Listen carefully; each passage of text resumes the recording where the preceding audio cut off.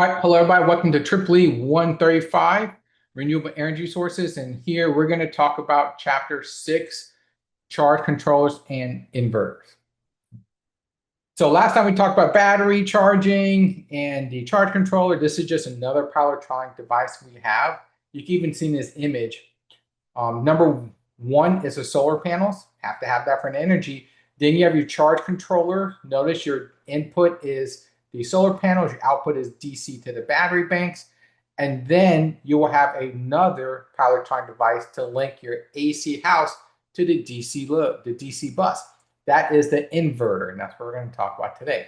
So the inverter, number four right here, they're used to convert DC voltage to AC voltage. All right. Typical input parameters for inverter would be DC current, DC voltage, and the power that needs to get transferred. The typical output parameters in an inverter in the United States, you need to know AC voltage, you need to know AC current, you need to know the power going out. But because it's an AC system, additionally, you need to know the frequency because we're running 60 hertz in America, and you need to know the power factor as well. Right? Because remember, we have complex power, we have real power and reactive power, so we need to balance both of those. And the power factor will kind of help us get that accomplished. Right? So main takeaway here is an inverter is that link between the DC and AC side. Okay? And it's an integral part of our solar, our complete renewable energy package for a typical solar, rooftop solar on a house. Okay. Now, what are the typical inverter sizes you're going to see in the industry? You could go all the way from small inverters for single households, and they're typically for your if you're going to install one for your house in your garage or on the side of your house, I'd say 10 kW is a typical inverter size. You might be 5 kW, but somewhere around there, 5, 10 kW, maybe 15 if you got a really big house. They're going to be single phase systems, so it's just a phase.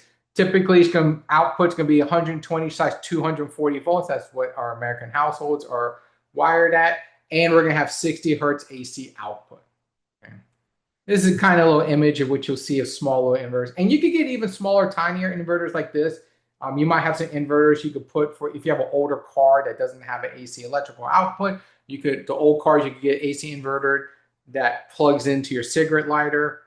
Adapt the cigarette lighter in your car because it's old, and you'll have a couple of plugs for your AC, camping gear and stuff like that. Okay, that's a very small, tiny inverter you can use as well.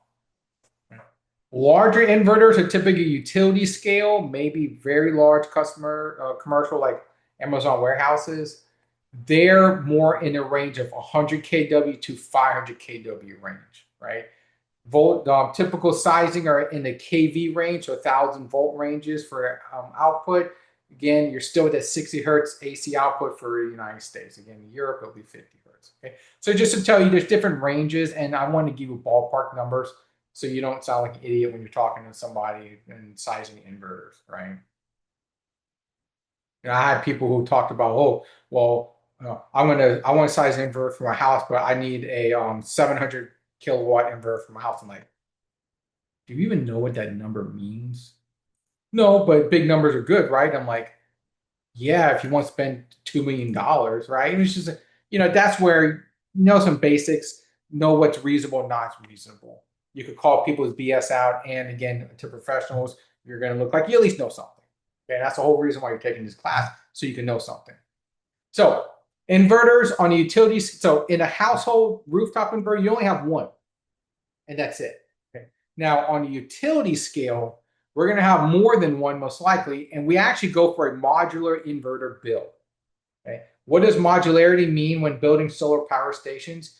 You'd rather build small complete units and then parallel them together. For example, I want to stick with a 100 kW unit. So I'm going to make solar panels for 100 kW, connect it to a 100 kW inverter, and then connect that to my AC grid. Right? That way I could copy and paste this design as I want to expand the system. Right? So there's some benefits in modularity. Some downsides because it costs more, but particularly in the solar industry, Modular design is very sought after. It's really scalable. You can always add more easily. And the big thing is easier to replace parts that break. We could theoretically make a 1 megawatt inverter. It's going to be gigantic. But when that breaks, your entire solar site goes down, right? Instead, I want to get 10 100 kW systems. So when one inverter breaks down, I only lose 10% of my capacity. I could keep running my business, right? So that's kind of the advantage of this modular design. It's also these units are easier to get. They're more off the shelf when they're smaller. They're easier to manufacture, easier to ship. You can have maybe an extra spare on site. Let's install 10. I have an 11th one in the corner just in case something breaks, and we could swap it within a day, right? Rather than wait 6 months or a year for somebody to make a 1 megawatt inverter again for you.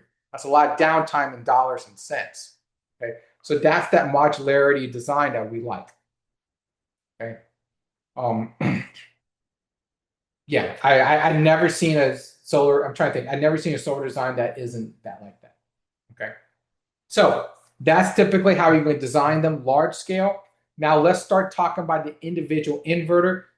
What are some specs? What do you expect out of it?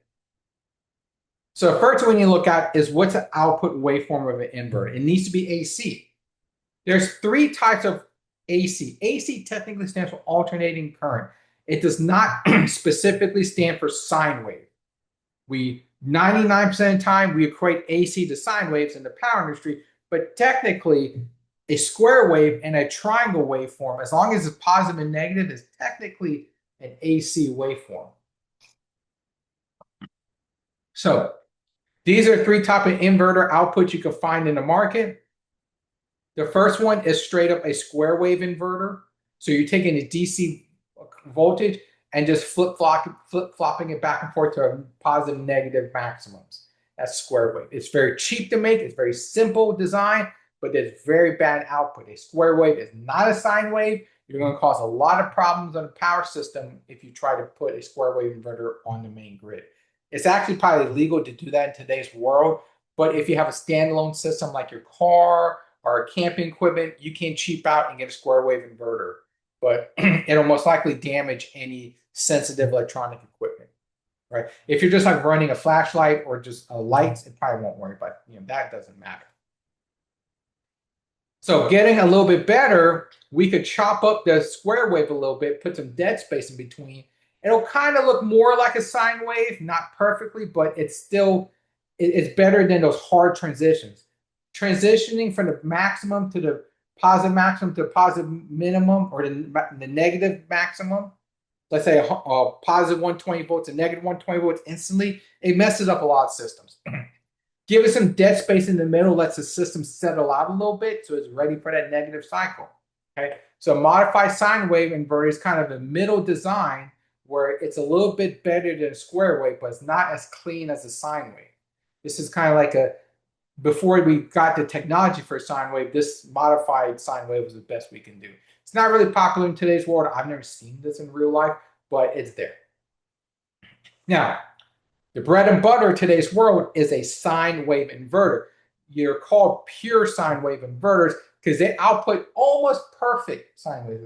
There is some error in it, but it's so small we can accept it. This has absolutely the best performance, but it's way more expensive because this is a lot of power electronics involved, microcontrollers. It's a pretty sophisticated unit.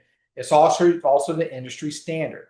I mean, in pure sine wave inverters, at the lowest cost thousands of dollars. At the higher end, they're tens of thousands, not $100,000. Okay, so they're not cheap by any means, but they're very high quality. And in today's world, we're pretty much going to be using those. Okay.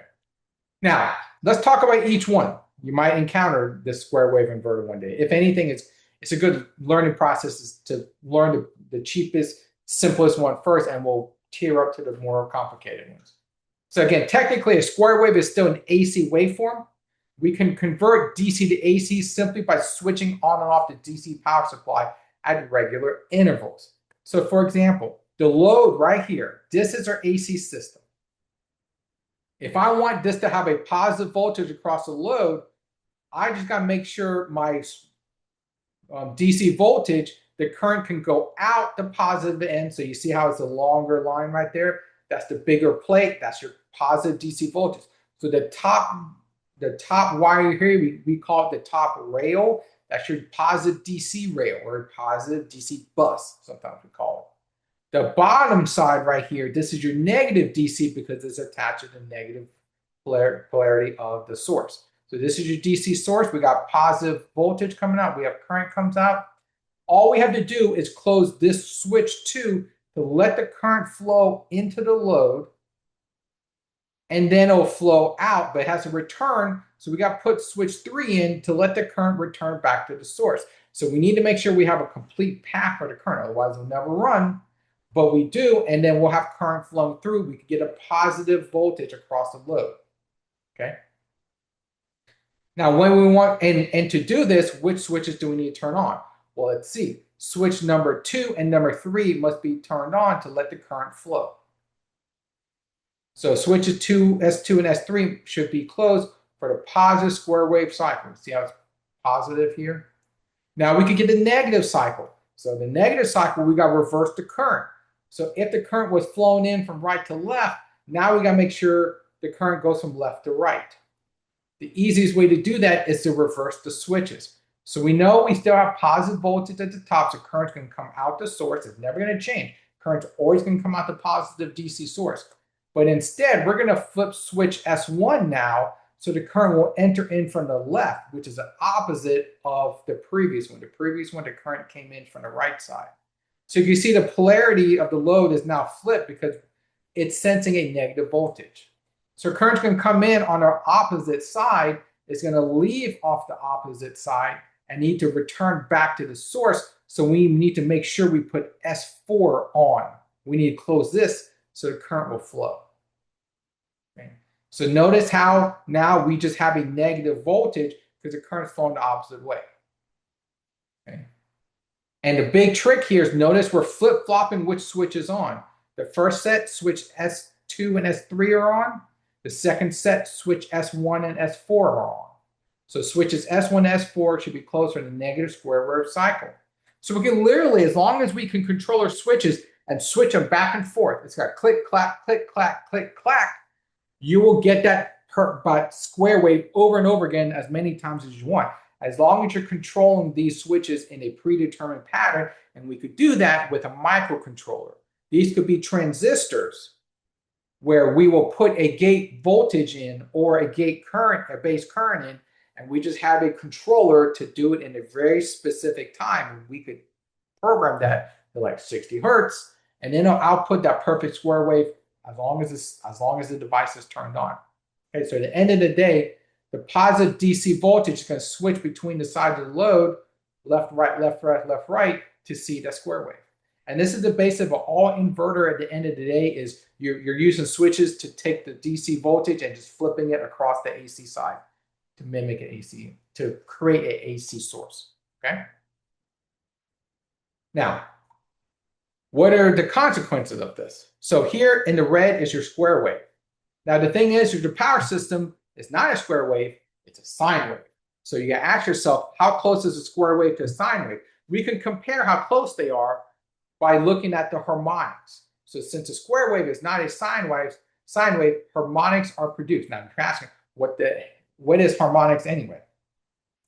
Harmonics is a fictitious family of sine waves with frequencies of n times 60 hertz, where 60 is our base frequency of.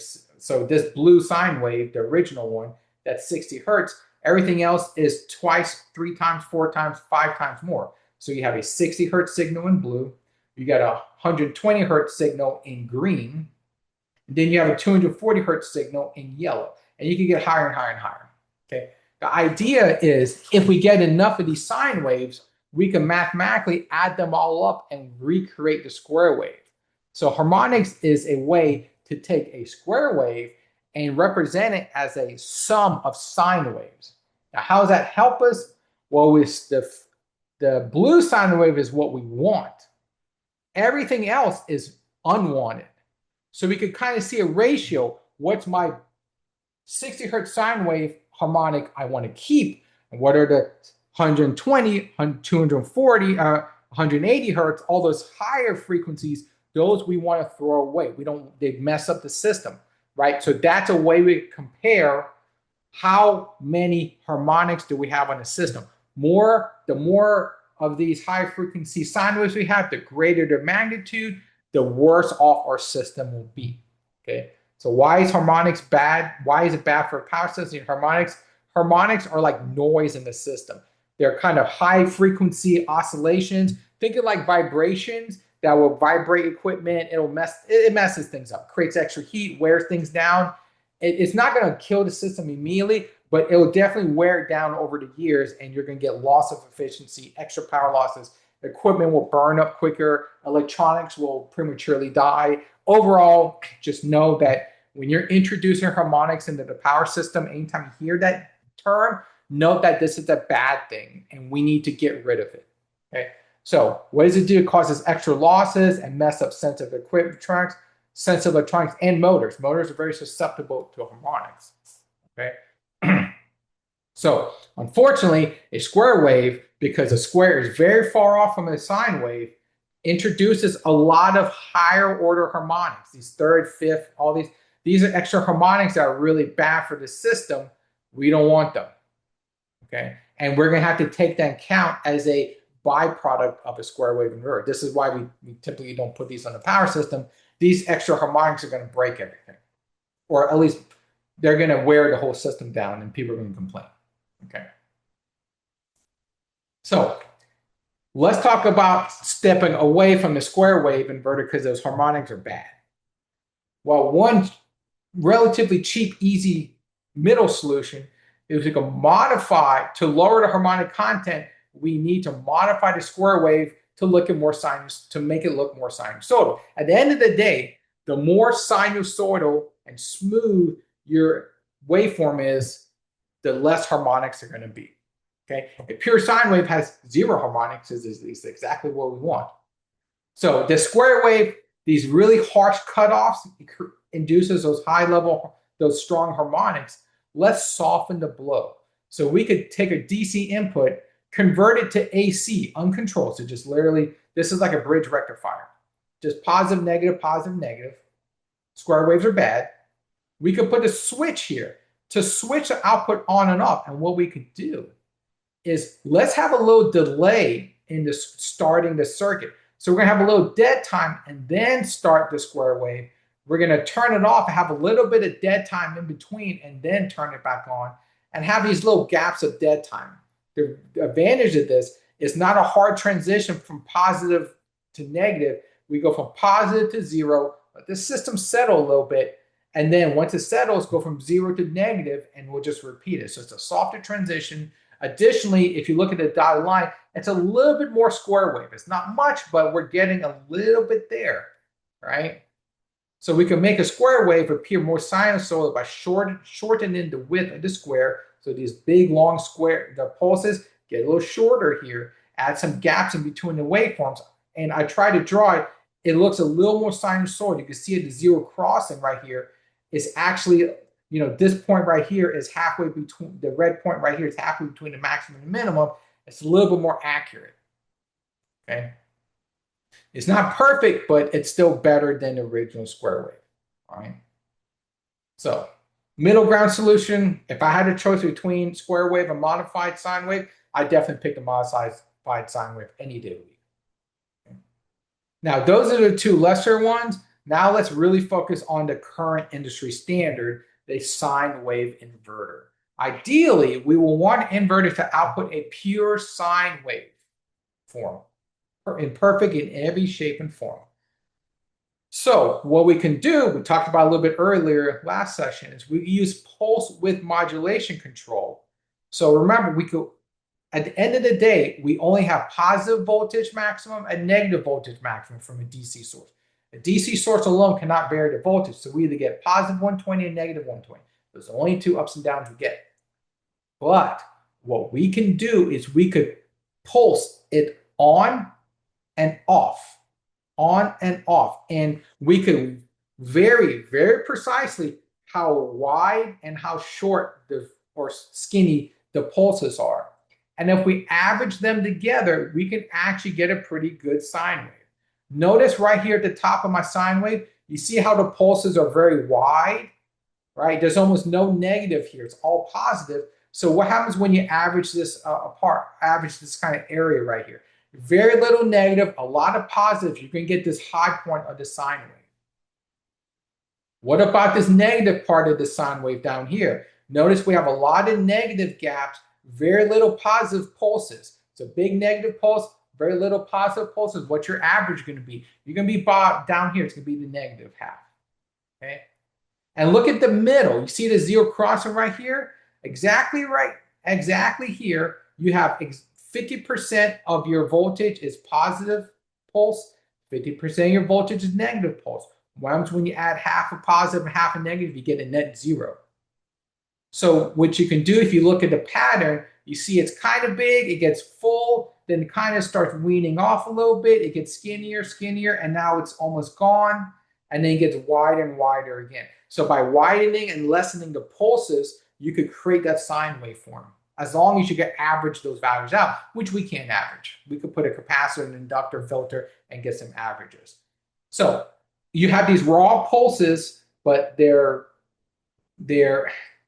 modulated, and then we average them to a filter, and this is what our sine wave looks like. Look how smooth that is. It's almost perfect to what we have.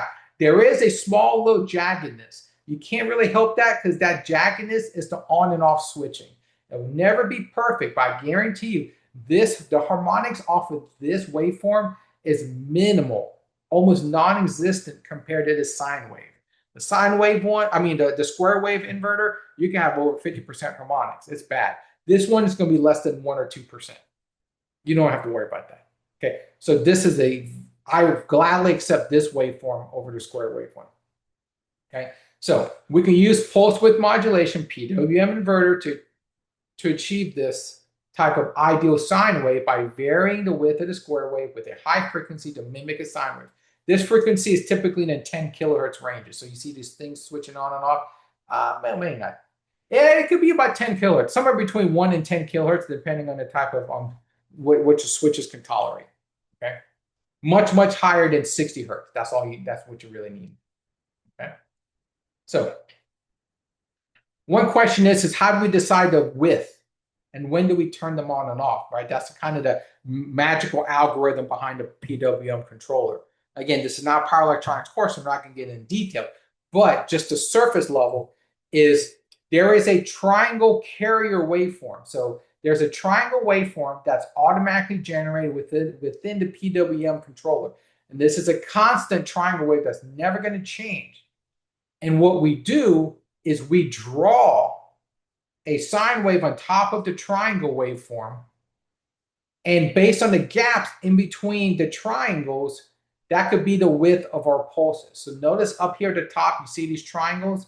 You see there's a very large gap between each tip where the red mark is, right? There's a big gap here. There's going to be a big gap in the positive pulses. Notice down here we got big negative gap. This big negative gap means we're going to have a big negative pulse on the bottom. So the triangle waveform is pretty neat that when you get to the extreme edges, the gap in between them is so big that you'll have that big pulse. When it's somewhere in the middle, the gap in between each waveform is not that much, so it's like a 50-50 split, which is kind of what you want because this is zero crossing.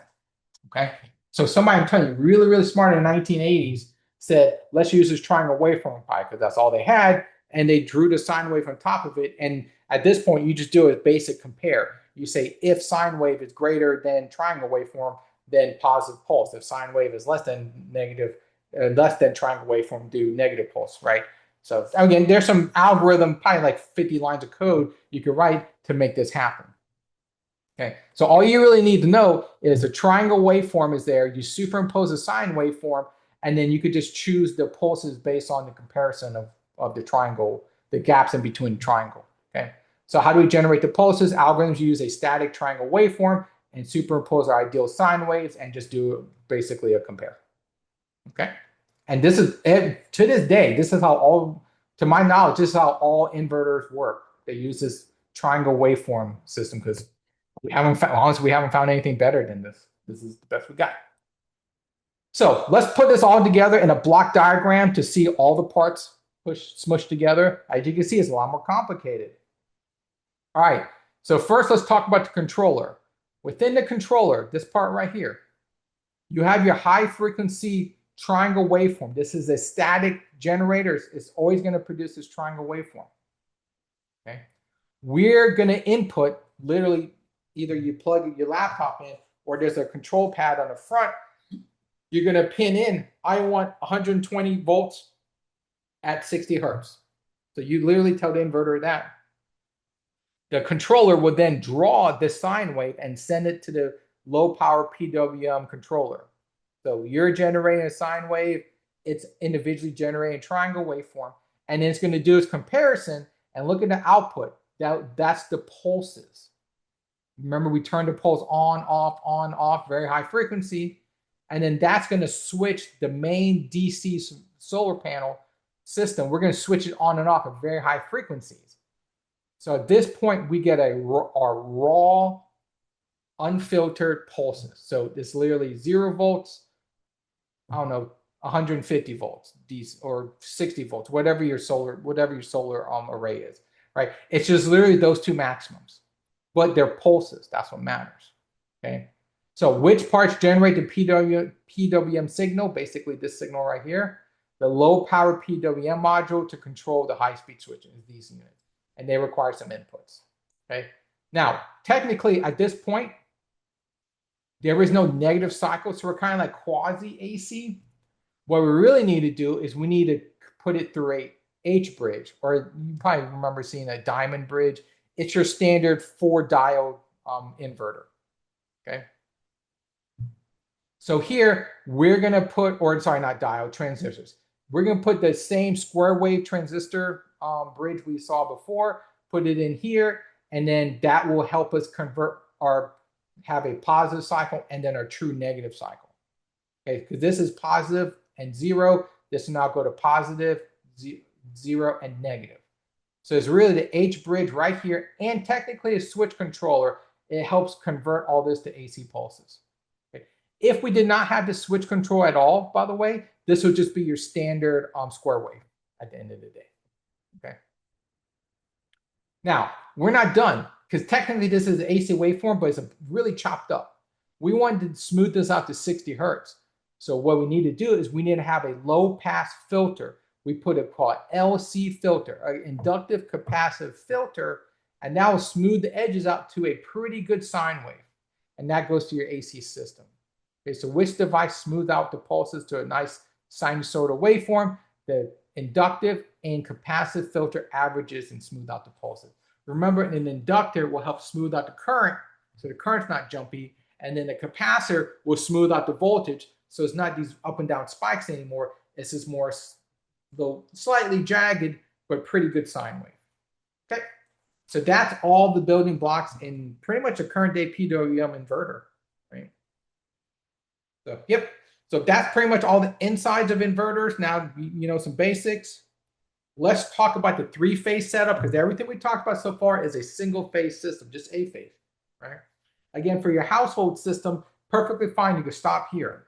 But if we're going up to the utility level, where typically you run 3-phase, what do we do now? Just as a recap, remember, 3 phases is you have A phase, so blue is A phase, and then let's say this orange is B phase, and this green is C phase. So it's 3 different phases, A, B, C. They're 120 degrees apart. So A phase maxes out, then B phase maxes out 120 degrees later, then C phases maxes out another 120 degrees later, or 240 total, 240 degrees off. Okay. They'll have the same magnitudes. So they're all 120 volts or whatever voltage you choose. And they're also all going to be running at 60 hertz. Okay. So you're going to you have 2 options to make a 3-phase system. You either take 3 copies of a single-phase inverter and you need to synchronize them together, or just purchase a one-stop shop 3-phase inverter that just does everything for you. Okay. Most people just end up buying a 3-phase inverter, but you never know. You might have a couple of single-phase inverters from the same manufacturer lying around. Why not tie them together? Okay. So first off, let's look at the 3 single-phase inverters. So we can use 3 single-phase inverters to output 3-phase power. So you have single-phase inverter A, then B, then C. You're going to have to synchronize them through either a extra device, or you could run a if they could self-synchronize, you would typically run an Ethernet cable between all 3 of these, and they'll time each other correctly. And you might not need this sync box, but the older ones, you'll probably need some type of synchronization box to make sure we're all at the same frequency. Okay. So remember, why do we need to synchronize the separate single-phase inverters? Each inverter needs to know what the other inverter is doing. If I have to go 120 degrees, if I'm inverter B and I have to go fire off 120 degrees after A, I need to know when A starts. If A starts at 5 p.m., I need to go out at 5:02, and then C phase needs to go out at 5:04, right? So we all need to know what time stamp we're running at, so we're all in synchronization, okay, to make that 120 degrees phase shift. Additionally, we all need to make sure that we stay at 60 hertz. One inverter cannot very often do 65 hertz. It'll mess everything up. And we have to make sure we keep the same magnitude, so that the voltage output needs to be the same for all 3 of those. So by synchronizing all 3, you get the same voltage, same frequencies, and it's keeping track of that 120 degree phase shift. Okay. I can't count how many people don't understand that when you put multiple inverters or multiple sources on the same system, you need to synchronize them. I can't, I've seen several people I was getting a PhD, and I saw other PhD students, not smart students, literally burn up sources because they didn't know they have to synchronize these. Then when they put 2 of these together, turn it on, poof, sparks and smoke everywhere, and $50,000 just got lit up in a ball of fire, right? So don't be that person that doesn't know what synchronization means. That's why I'm harping on this so much, okay? So that's your single-phase inverters tied together. Now let's talk about what most people buy. Is just spend extra money, get a giant 3-phase PWM inverter. Now, this is a lot more complicated. We're going to need more hardware, more switches, a much more complicated algorithm, well beyond the scope of this course. Even undergraduate courses typically don't teach this. This is more graduate level to really make a true 3-phase system. Okay. Yes, so we can opt for a single-phase inverter with 6 switches to then convert it to a 3-phase inverter. Right. I'm going to rewrite this. Maybe we got for a 3-phase inverter with 6 switches to produce 3-phase, but that makes more sense, right? So here, the big difference is we need an extra bank of switches. Normally we had S1, S2, S3, S4. We're going to add S5 and S6. Okay. Now our inputs will be that PWM, right? So remember in our control diagram or block diagram, we had the switching mechanism in front of the solar panel, so we will always be getting this PWM signal. But we still have a positive PWM signal and then a negative PWM signal, or at least a 0. So there's going to be a difference between these 2 voltages, right? And that's where we could turn our switches on and off to then create our pulses with a positive cycle and a negative cycle for each phases. We put it through a filter, and then we'll get our nice sinusoidal waveform. Okay, so the big question is how do we make this 3-phase kind of tiered system? So first thing let's look at, each pair of switches will be for 1 phase. Switch 1 and 2 will be for A phase. Switch 3 and 4 will be for B phase. Switch 5 and 6 would be for C phase. So each phase will have 2 switches associated with that phase, individual phase voltage. For most operations, we're going to have to at least have 3 of these voltages on at any point in time. If A phase is high, S1 needs to be on. If B and C phases are negative, then S4 and S6 needs to be on. So there's always going to be typically one, for 99% of the time, each row of switches, one of them are going to have to be on at any given time. Okay. So remember, for a 3-phase system in this setup, the same magnitude, so the output must be the same. We've got 120 degrees phase shift, same frequencies. Also, I didn't mention it, but here we have control. We need to make sure we have ABC rotation. We need to make sure B phase comes after A phase, and C phase comes after B phase. We're not flip-flopping them and running them negative sequence. Okay. So that's kind of the idea we need to do. Let's start talking about how we make that happen. Okay. Now, not to go into detail to the triangle waveform, but at least we should know which switches turn on. We have this nice three-phase waveform. Blue is A phase, green is B phase. This is this one. Sorry, blue is A phase, so that's this one. Red, or I guess orange, however you want to call it, is B phase right here. And then the last waveform, green, is C phase. Okay. Now, my question to you is, let's take a snapshot.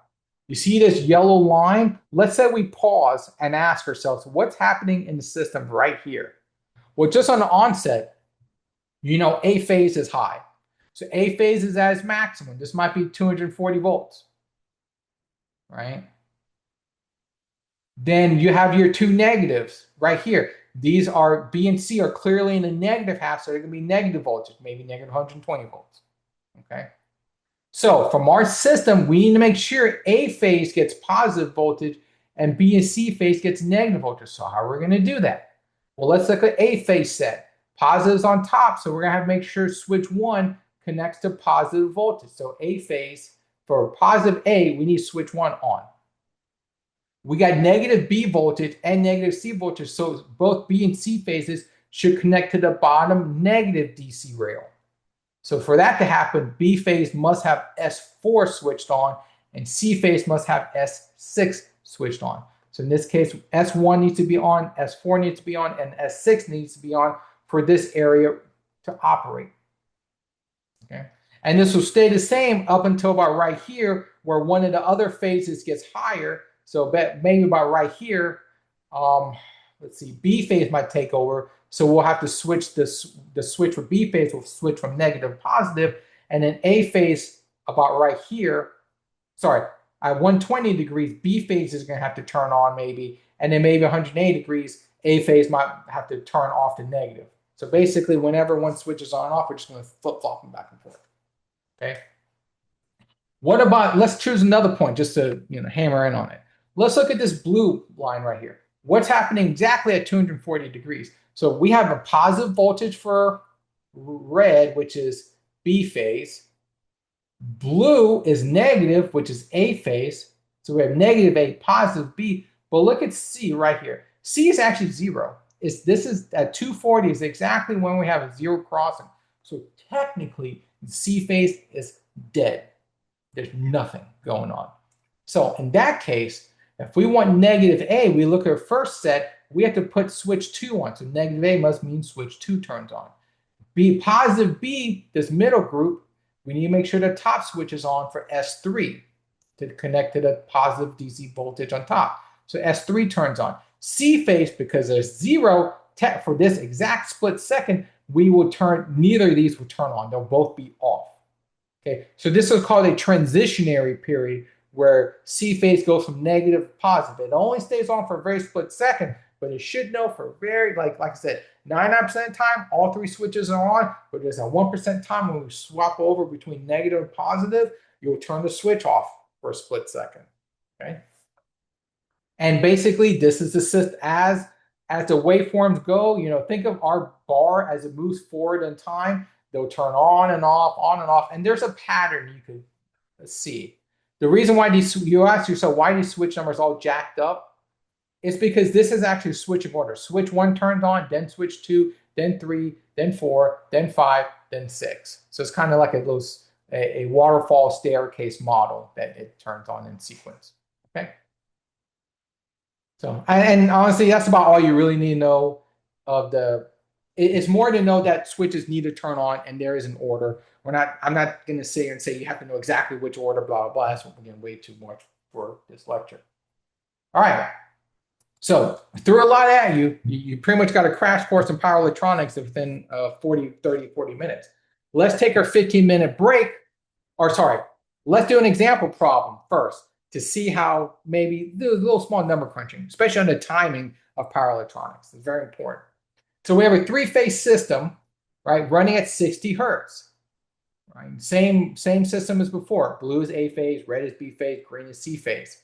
Okay, what is the first off, my question, what is the period of a 60 hertz system in time?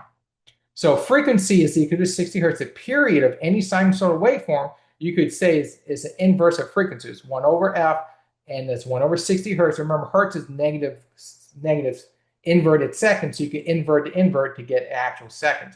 So 1 over 60 is always 16.6 milliseconds. This is a number you should memorize in the United States. Okay? So the whole time this sine wave is on, so the A phase starts, goes positive, then negative, and returns back to the starting point at 360 degrees.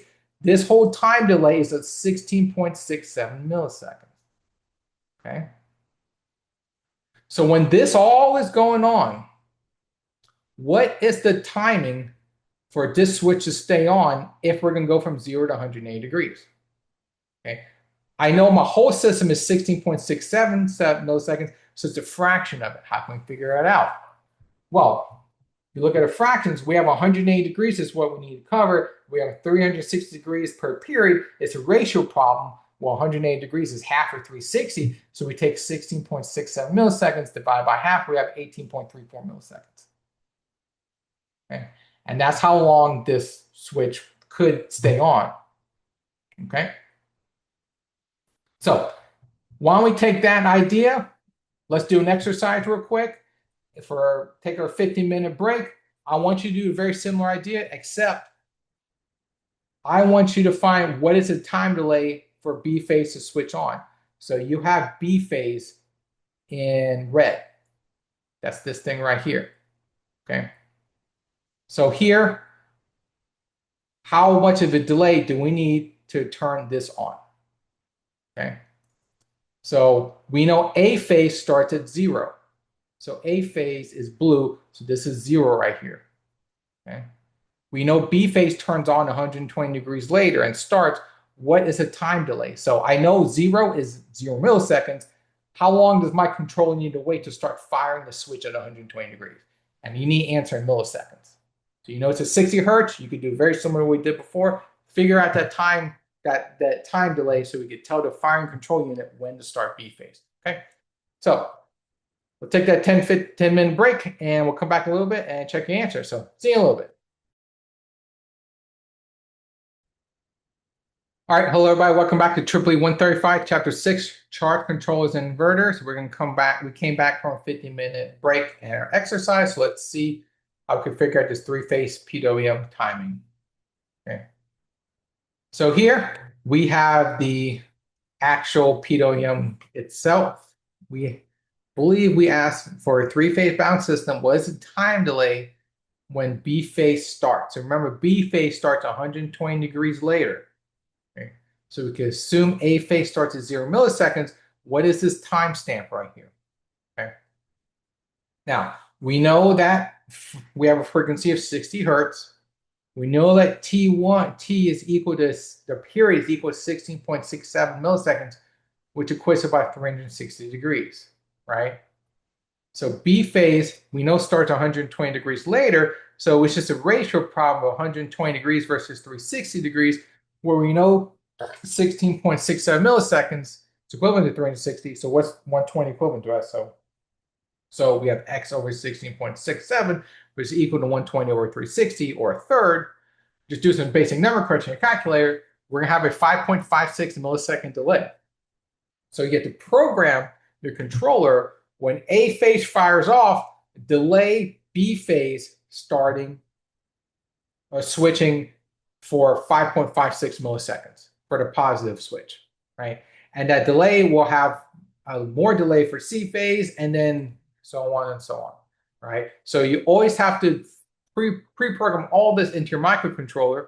So power electronics engineer will do that for you. But it's just a little exercise to see where does the seconds line up, not just degrees, okay? So that is our exercise. So this is actually part one, right? There technically is no other parts, but whatever. All right, so that's enough of that one. Let's go and keep talking about more inverters. So right now, you have a very good understanding of surface level of a three-phase inverter, right? We know how the insides operate. We know what the output should be. We know we get it from a solar inverter. So what are the additional features past just inverter converts to AC we need to look out for when we buy an inverter? What are the additional features and other necessities to make a good inverter, especially for a grid-tied inverter? Okay. Number one, additional features is you need power factor correction. So if you remember, from 141, 117, somewhere, you want to correct the load to unity power factor. So loads, especially in power system, typically are resistive inductive. So inductive means we have a lagging power factor. Inverters actually are really bad at giving out reactive power, right? We really don't want to. It's a waste of money, waste of time. The switches don't like, they really don't like that current lag, the lag between current and voltages. Overall, we really should get all the extra reactive power gone. And again, we do that by power factor correction. We put a capacitor within the inverter to switch on to bring that unity, that power factor back to unity, where unity is P power factor equals 1. Right? So we got our maximum supply power, everything's good. So it's very common to have power factor correction in any good inverter. Number two is grid synchronization. We want to make sure our inverter can directly tie to the main power grid, especially if you want to sell any energy back to the grid, or you want the grid to then help power your house whenever your solar panels are offline during the night. So there's a lot of additional requirements for any grid tied a grid synchronized inverter. Okay. Another feature is called anti-islanding, right? So you need to have an automatic disconnect switch for your inverter when the main power grid has a blackout, right? It poses a lot of safety hazards if you're still online when the main grid is offline, because then when the people are on the power lines working, you electrocute them. We'll talk more about that. The last one is you really want to have maximum power point tracking for your algorithms, right? And the idea is there's sometimes when you build a solar array system, you might opt to not have a battery. If you don't have a battery, you're not going to have a charge controller. Now, the charge controller primarily has a maximum power point tracking. But if we completely get rid of that system and we cheap out, and all we have is a solar array inverter in your house, the inverter must take on the responsibility to do maximum power point tracking. So if no batteries present, the inverter is directly connected to the solar array. We must have maximum power point tracking algorithms installed. Okay. So quickly, we're going to go to each one, show some detail. First, power factor correction. Majority of the power grid's loads are resistive inductive loads. For inductive load, the current will always lag the voltage and your reactive power Q will be positive. This is your power triangle where on the x-axis you have real power. On the y-axis right here you have your inductive load. So this is your inductor or whatever load you have that has some level of inductance. This is your reactive power. Okay. And then, of course, you take the square root of, you square both of these, add them together, take the square root. This is your apparent power S. So SPQ, basic imaginary power. You also have your phase shift right here, which will cosine of this number is your power factor. Now, what we want to do is we want to lower this inductive power as much as possible, ideally to 0, right? So what we do is we introduce a negative reactive power with a nearby capacitor. You put a capacitor in parallel with with your system. Basically, it's going to be inside the inverter. As long as you flip it on, the capacitor will activate, and the capacitor will act like a generator, sending VARs into the system, so that the reactive power the inductor can then eat the VARs.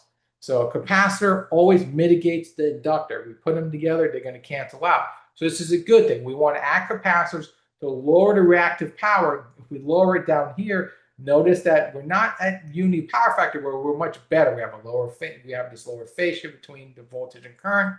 Power factor goes probably 0.9 or above, the inverter will perform more efficiently at this level.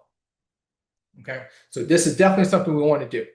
So inverters have built-in power factor correction. When an inverter needs to activate capacitor banks to cancel out inductive loads, you supply VARs ahead of the inverter. So we don't want the switches to have to supply VARs. That's what will damage them. They're not good at pushing current when the voltage is negative. Okay. So we want to make sure we do that before we touch the inverter. So it's one step ahead of the inverter switching terminals. Okay, so that's power factor correction. Very common thing we do in a power system is it should be built into your inverter. Okay, next is grid synchronization.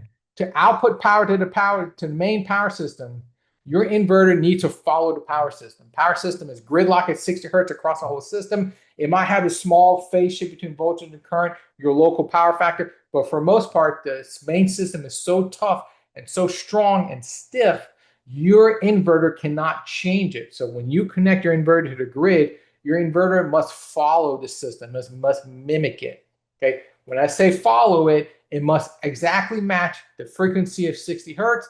The voltage magnitudes must all be equal. The phase shifts must be 120 degrees apart. And these are for all three phases. Okay. It needs to perfectly match the grid system, the main power system. And if you perfectly match it, then you could switch it. Okay. So there is a kind of order of steps that you must do. So here, this is a kind of little block diagram. What happens? You have your main inverter right here, right? Before you could even switch in, you need to make sure your inverter output is almost perfectly lined up with the grid voltage. And what we can do is we can have a phase comparator, a power electronic device that will check the phase angle of A phase here and the phase angle of A phase on the other side. And if there's a 0-degree phase error, or very, very small, like 1% phase error, we're close enough, we could then tell the main control circuit right here to transfer the switch and sync up. Okay, this is another thing you call it, is called a sync check or synchronization check. A lot of systems, when they want to transfer in, you have to synchronize first. If you try to switch in and you're not connected, you're going to have a huge power surge between here. You'll most likely immediately burn up your inverter or blow it up. Okay, so don't ever try to, never ever, it doesn't matter what equipment you do, never throw in a switch to the main power grid without a sync check, which is this circuit. Now, this is any grid tied low inverter will have this built in already, right? Just make sure it's active and it works correctly. So how is an inverter synchronized to power grid? It senses the voltage magnitudes and phase and frequencies. That's its phase comparator. And then if there is a big error, by the way, I forgot to say, let's say there's a 15-degree error. It knows it can't sync in. It'll get locked out. So what we could do is the control circuit will then tell the inverter, hey, let's kind of speed up 15 degrees. Let's kind of tweak our voltages. This system should be smart enough that the inverter will automatically adjust to eventually mimic the grid voltage, and then it'll sync up. This could take a few seconds depending on how off you are. Okay. And this, again, the switching should be automatic for any inverter made in the last 15 years. Okay. So that's grid synchronization. Very, very important. Again, the next one is anti-islanding, right? The power, so in a normal operation of the power system, your inverter can be treated as a source because you are technically injecting power to your house. If you have too much power, you will actually backfeed into the grid. Okay, so as a system operator in a utility, I see your inverter as another source and generator. Okay, so right here, this is a kind of an image. You have your distributed generation, DG, right? That's basically solar panels. You have your main inverter. You have your own house. This is you. There is a point of common coupling right here. This is like literally a disconnect switch that will say this is you and this is the utility. It's typically right by the meter. So this is a main meter pan outside your house. And then everything to the right is the utility itself. When you're connected, energy can flow back and forth between both of these depending on how much you're producing. Okay. If there is a blackout, the whole grid goes black. You will then start feeding the main grid because there's no other generators nearby. You will become the generator. Okay. So if we have a blackout, the inverter will still backfeed into the power system. It's called backfeeding because you're sending energy back to the power system. This is very, very dangerous because whenever there's a blackout, that usually means like the line's down or their cable's disconnected. Most utilities, when there's a blackout, they assume the whole system's dead, there's no voltage anywhere, it's safe. But inadvertently, if the lines out by your house fell down and you did not disconnect your inverter, you will be back feeding into the grid, and that wire will still be hot. So when a lineman comes and picks it up to try to attach it, you'll electrocute them. And it's not really the lineman's fault per se, because if the grid is dead, he assumes everything's dead. It's actually your fault for backfeeding and not telling anyone. Okay? So it's very dangerous to the lineman trying to fix the power grid. It's a big no-no. So we need a way to disconnect, right? And it's called anti-islanding, because islanding means whenever the grid is black, you're powering up the grid and you're creating a tiny island of power. Like you are literally turning into the utility for a very small portion. So we need to make sure we don't island the system. So that's why it's anti-islanding. Okay. So anti-islanding is the inverter will automatically detect abnormal voltages at the point of common coupling and then automatically disconnect the inverter and shut it down. It's basically a safety switch, right? So if it feels there's a problem, boom, hit the off button, just disconnect everything. Everything goes black. That's the safest way to do things. Okay. So it can sense a disturbance, immediately open a point of common coupling. So you can still keep power for yourself, but you're not going to be backfeeding to the grid. Okay. And the way you sense it, you could check voltage levels. You could check if the frequency changes suddenly. There's a lot of harmonics. There's a lot of different ways inverters can check for disturbances, but there's some pretty common ones. The biggest, honestly, the most common one is the voltage collapse. If the voltage is 120 volts, you're fine. But if the voltage drops down to 20 or 30 volts or dead zero, that's obviously blackout on the other side, immediately disconnect. Okay, that's what anti-islanding is. I think in America, every every grid tie inverter is mandatory. You have this feature built into it in today's world. 10 years ago, it didn't, and then we had some people get hurt because of that. Okay. Lastly is you want maximum power point tracking.